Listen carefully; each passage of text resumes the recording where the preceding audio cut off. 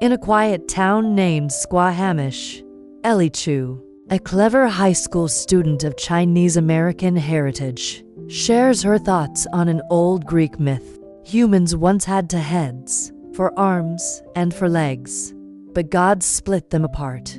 Now, people search for their missing half to find true joy. Ellie believes folks waste time chasing love in a chaotic world with no real meaning. She insists this story is not a simple romance where everyone gets what they want. Ellie earns cash by writing school papers for her classmates. Her teacher, Mrs. Gesellschaft, knows about it but looks the other way, as long as the kids avoid turning in trash. The teacher pushes Ellie to apply to Grinnell College, but Ellie turns it down. She plans to stay local with a full scholarship. Still, she signs up for the required senior talent show in winter. On her bike ride home, Paul Munsky stops her. He is a kind but clumsy football player. He asks Ellie to write a love letter to Astor Flores, not a class essay. Ellie says no at first. Love letters feel too personal.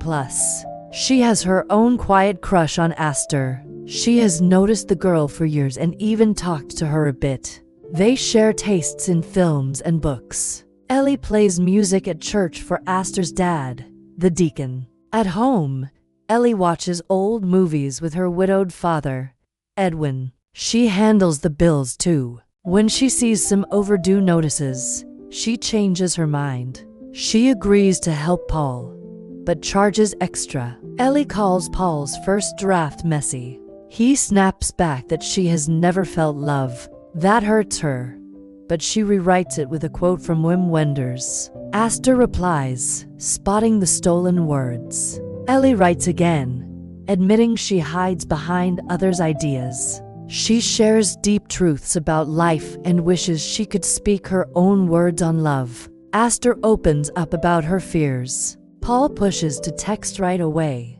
but Ellie says wait. Patience sets him apart. The letters go on. Ellie writes as Paul. Astor shares her lost passion for painting. She quit because bold strokes scare her.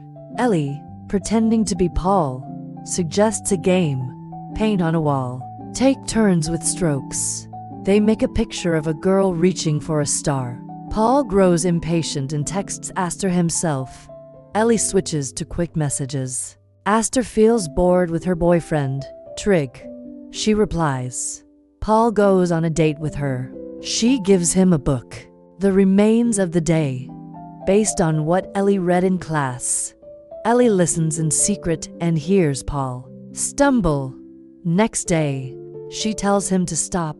They lack shared interests, but Paul stands up for her against bullies. So Ellie keeps helping. She teaches him about abstract art, British books on held-back feelings, big ideas on life, Hepburn films, and how to talk deep. They learn Astor loves scary movies. They poke at Trig's flaws. Ellie gets mad at Paul for planning to stay in town forever. She talks about her dad. He came from China with a top degree in engineering, but faces bias over his accent. Now he runs the train station and feels stuck. Paul shares his family sausage business. He has a new idea for taco sausages, but his kin say no. He sent letters to city food experts, with no replies. Mrs. Gesellschaft finds a letter and warns Ellie to quit. It pulls her from real goals like Grinnell. Ellie and Paul grow closer as friends. She asks why he likes Astor. His short answer bugs him next to her fancy words. Ellie says real love shows in effort, not perfection. Paul makes taco sausage for Ellie and her dad. They all watch a film with a train chase. Paul calls it romantic. Ellie says it is dumb. Later, she plays guitar for him. On date 2, Paul stays quiet. Ellie texts as him, saying nerves hit hard around Astor. Paul sees her do it and gets shocked. Then Paul tells Astor the truth? No. He kisses her. He shares news. A food expert likes his idea, but it came from Ellie's letters. He thinks At the talent show, Ellie's piano breaks. People laugh. Paul throws her his guitar. She sings her song and wins cheers. At the party after, Ellie drinks too much and gets sick. Paul helps her home. Letters to food pros fall from her bag. She sent them for him. Aster brings Paul a painting. She meets Ellie there and learns they are just pals. Aster takes Ellie to the train stop, then to a hot spring. They swim bare, but Ellie stays dressed at first. Aster says Trig plans to propose. She wants a sign from God. Paul's letter felt like one. Ellie says she believes in no gods. Aster drives her home. Paul eats with them, asks Aster to his game, and kisses her. At the football match, Ellie cheers as Paul scores for their bad team. After, Paul kisses Ellie by mistake. Aster sees and runs off hurt. Paul figures out Ellie loves Aster. He calls it wrong, a sin, and leaves mad. Trig waits outside Ellie's house, saying she loves Aster. Edwin sprays him with a hose. Paul looks up how to know if you are gay.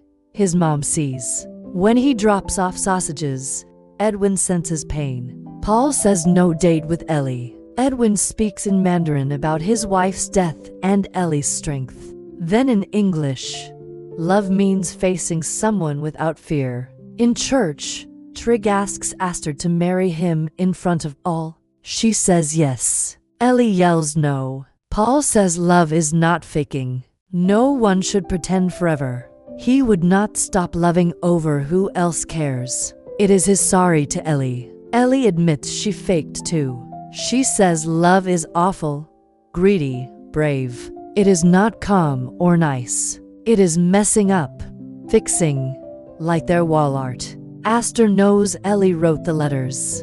She hits Paul and storms out. Paul's mom says she loves him no matter what.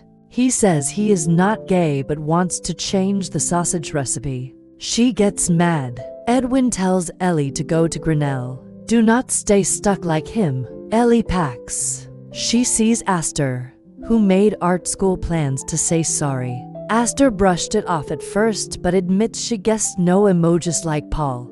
Thoughts of more crossed her mind. Maybe in another life. Ellie jokes about Aster's doubt. Aster says in a few years, she will know. Find faith in Iowa. Ellie kisses her and promises to meet again soon. Ellie leaves town. Paul watches Edwin.